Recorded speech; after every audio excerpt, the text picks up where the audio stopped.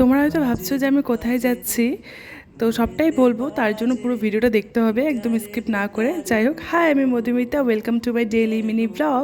তো তোমরা কেমন আছো? আশা করি তোমরা খুব ভালো আছো, আর আমিও খুব ভালো আছি। তো যাই হোক, আজকে আমি যাচ্ছি একজনের সাথে দেখা করতে। কে সে সেটা পরে জানতে পারবে, সেটা খুব স্পেশাল আমাদের জন্য বলতে গেলে। এখানে দেখো দিদি, মাইনা, পূজা দিদি রেডি হচ্ছিলো মাইনের রুমে, এদিকে আমার রেডি হওয়া কমপ্লিট। এখানে দাদা লিওর সাথে খেলছিল। ওটা তো সবাই খুব ভালোবাসে লিওকে, শুধু আমি বাদে। আমিও ভালোবাসি, বাট আমি ভয় করি।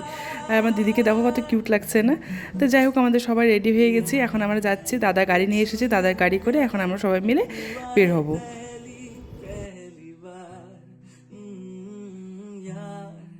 ভালো করে তো বের হলাম, দেখো আকাশটা কি চমকাচ্ছে না? হঠাৎ দেখি বৃষ্টি নামবে।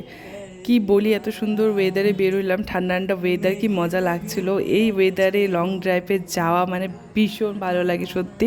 আর তোমাদের কার কার এমন বৃষ্টির ওয়েদারে লং ড্রাইভে যেতে ভালো লাগে অবশ্যই কমেন্ট করে জানিও। আর আমরা যেখানে যাচ্ছি, আমরা দিদির রুমের থেকে প্রায় 1 ঘন্টার মতন ডিস্টেন্স সেখানে। তো মাঝে দাদা আমাদের জন্য সবার জন্য মিষ্টি পান নিয়ে নিল। এদিকে পান খেয়ে খেয়ে যাওয়ার কিন্তু মজাটাই আলাদা, বলো। তার মধ্যে পড়ছে হলো বৃষ্টি, আর কী যে ভাল লাগছিল। আর দাদা এখানে একটু গাড়িটা দাঁড়িয়ে কিছু মিষ্টি, চকলেট এসব কিনে নিল যেখানে যাচ্ছে তাদের জন্য। আর ওয়েদারটা যে এতটা সুন্দর ছিল, এত সুন্দর হাওয়া দিচ্ছিলো, আর দিকে ঝিরিঝিরি বৃষ্টি পড়ছে। আমার তো ভীষণ এনজয় করেছি আমরা যাওয়ার টাইমে। সবাই মিলে এত গল্প আড্ডা দিয়েছি গাড়িতেই, খুব মানে খুবই। 1 ঘন্টা যে কীভাবে চলে গেলো বোঝা যায় নাই। আর দেখো, গল্প করতে করতে আমরা চলে এসেছি যেখানে আমরা আসবো বলছি। আর দাঁড়াও, তোমাদেরকে বলছি কার বাড়িতে এসেছি, দেখাবো সবটাই তোমাদেরকে। তো ওদের বাড়িতে আমি ফার্স্ট যাচ্ছি, তাই আমার একটু লজ্জা লাগছিলো। দিদি আর পূজা দিদি অলরেডি একবার এসেছিলো। তো যাই হোক, কার বাড়িতে এসেছি এখন সবটাই বলছি। এই যে সে, যার বাড়িতে আমরা এসেছি, মৌসুমি, হয়তো অনেকে তোমরা চিনো, আমাদের বোন, মানে আমার সম্পর্কে আমার দিদি হয়। তা যাই হোক, আমি ওকে নাম ধরেই ডাকি। এই যে সে, ওর বিয়ার পর 5 মাস পর ফাইনালি দেখা হলো। ও তো বিয়ার পর বাড়িতে যায়নি, কিছু প্রবলেমের জন্য যেতে পারিনি।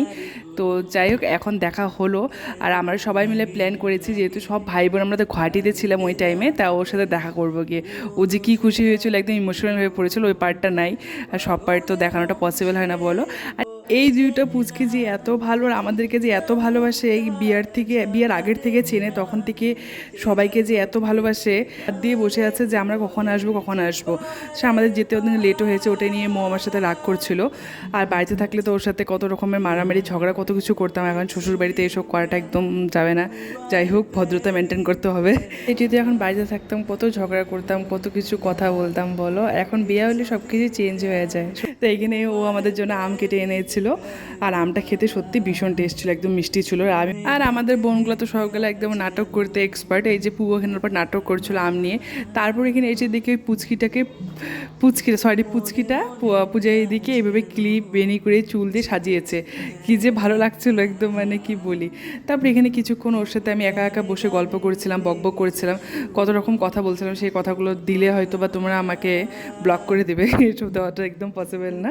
তো যাই হোক, ও হাসছিল ওর জন্য আমি যেগুলো কথা বলছিলাম ওর সাথে।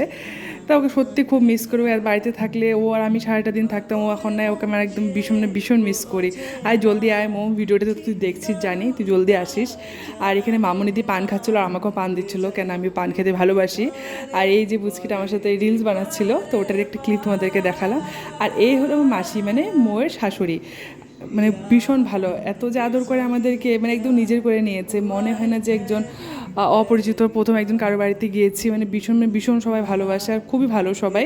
আর দেবাশিস দাকে সেভাবে আমি দেখাতে পারিনি, কেন দেবাশিস দা আমাদের সাথে ছিল না। আর এই ভিডিওগুলো করেছে হইলো প্রাচী, মানে যে ওর বড় বোনটা, যে 2 বোনকে দেখালাম তার মধ্যে বড়টা। ও দিদা কী কী রান্না করেছে সব কিছু ক্লিপ তোমাদেরকে দেখালো। আর আমরা ওখানে বসেছিলাম, ওর হাতে আমার ফোনটা দিয়েছিলাম, ও যে এগুলো কখন করেছে আমি এখন দেখছি। এই যে দেবাশিস দা দিদি আরেকটা রুমে গল্প করছিল, আর আমরা আরেক রুমে গল্প করছি। আর এর মামনিদি রান্নাঘরে আমাদের জন্য সবার জন্য ভাত বাড়ছিল। তো আমি বললাম হেল্প করে দিই, কয় লাগবে না। ওকে বললাম, মো বলে না লাগবে না, থাক, পরে তোর শ্বশুর বাড়িতে গেলে আমাকেও কাজ করতে হবে। আর যাই হোক, জোক অফ দ্য পার্ট। তো এখানে আমাদেরকে সবাইকে সুন্দর করে গুছিয়ে একদম মো খেতে দিয়েছে। তাই তো ওকে দেখে অবাক হলাম, বাবা তুই আবার এত ভালো করে কবে থেকে খাওয়া দাওয়া দিস, কয় কি এটা দিতে হবে, তোরও দিতে হবে আমরা গেলে। আচ্ছা হ্যাঁ দিব টেনশন নেই। আর এই ভিডিওগুলো ওই প্রাচী করেছে, এটাও আমি জানি না, মানে ভালোই করেছে। যাই হোক, তোমাদের সাথে আমি শেয়ার করতে পারলাম তার জন্য। আর ওদিন রান্নাগুলো ভীষণ টেস্ট হয়েছিল। ওদিকে মাটন করেছিল, মাছ করেছিল, ভাজা, ডাল, সালাড, মিষ্টি, দই, অনেক রকমের খাওয়া দাওয়া ছিল। আর রাতে সত্যি কথা এত কিছু খাওয়া যায় না। আর খাওয়ার পর আমাদের সবার অবস্থা একদম টাইট হয়ে গেছে দেখো।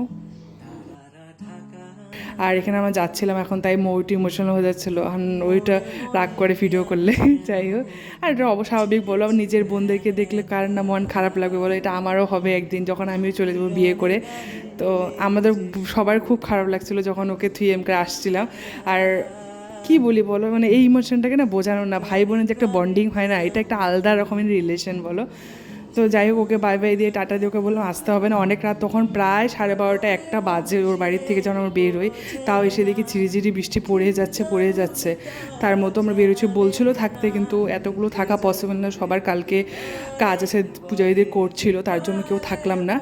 তারপরে আবার বৃষ্টি এমন করে এনজয় করতে করতে, গল্প করতে করতে আমরা সবাই মিলে বাড়িতে চলে আসলাম।